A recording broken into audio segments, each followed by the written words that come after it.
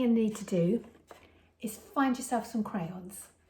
Now, because for this art activity, we're not going to be drawing from the tip, we're using the side, and all I've done is I've scraped off the paper. So grab yourself some crayons. The next thing you need to find are objects from around your house that have a texture that you can feel. And the perfect example is a toy like Lego, where if you can feel those ridges and those bumps are what's going to make our pattern. So things like Lego, I found some medals which have got, you can see again, things printed, it's raised, so that's textured. Also, coins, they're a bit fiddly, but if you can find some coins, you get great rubbings from those. And I've also got, and this is my favourite thing to take rubbings from, shoes. The chunkier the sole, the better, the stronger pattern you get. Now mine are a bit grubby, I haven't really cleaned them, but they do need to be a bit clean before you put the paper down and work on them. And I've got another pair here. And again, can you see the sort of diamondy patterns? They come out brilliant with wax rubbings. And then I've grabbed a board. It's a board game for one of my son's board games. And can you see that raised pattern there? And finally a makeup box. And again, textured rubbing for it. There's one thing I want to say before we actually start. Doing art can be messy, so make sure you have permission to work on whatever surface you are. And what I always do is I put down a piece of scrap paper first. So then if I go over the edge of my drawing, it will be on the scrap paper. So it's a good idea to cover your surface first. Now I'm going to start with the Lego. See that? So there's the Lego, and then I'm going to stand it straight, and I'm going to put my paper over the edge. And then one hand, I'm going to hold it through the paper so it doesn't move around. And then I'm going to take my crayon, pushing it on the side.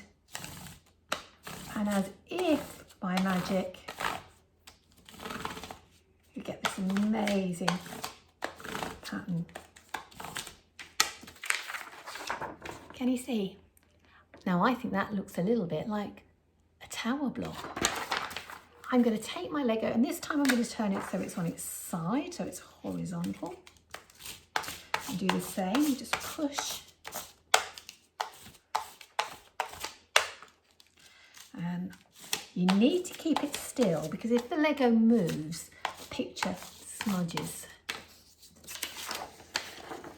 So look, can you see? And it's really quick art. So I've got myself started using my Lego. And I'm going to have a go with my medal.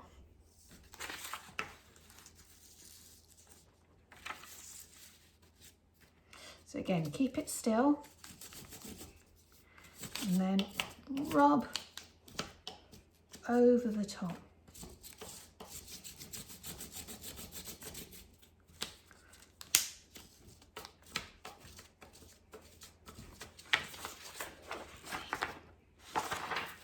I'm going to have a go with my coins. Let's try with a 50p piece.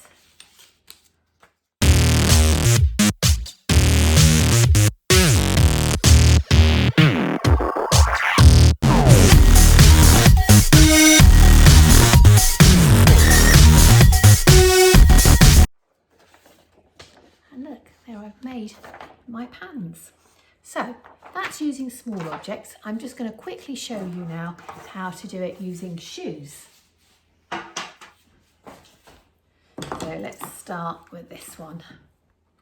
So if I put it down flat, it's going to wobble. So if you've got a helper that can hold it still, that might be helpful. Now you can do the whole shoe, or you can just pick a part of it. I think I'm going to do the whole shoe because it's pretty flat.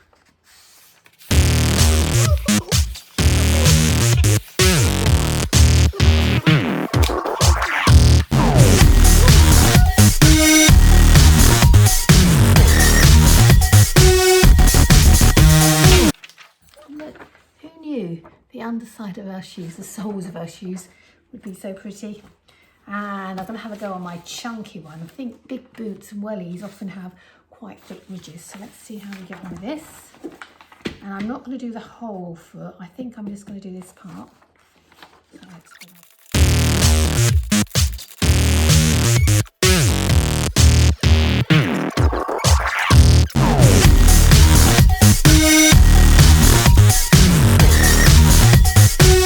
Over it in a different colour on this box with the texture. So, what do you think? Now it's your turn.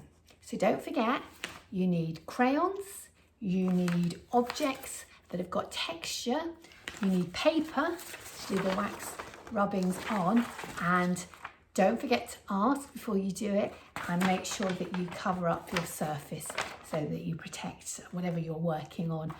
And I can't wait to see what you guys come up with. So happy art, and yeah, let's upload those pictures when you've done it.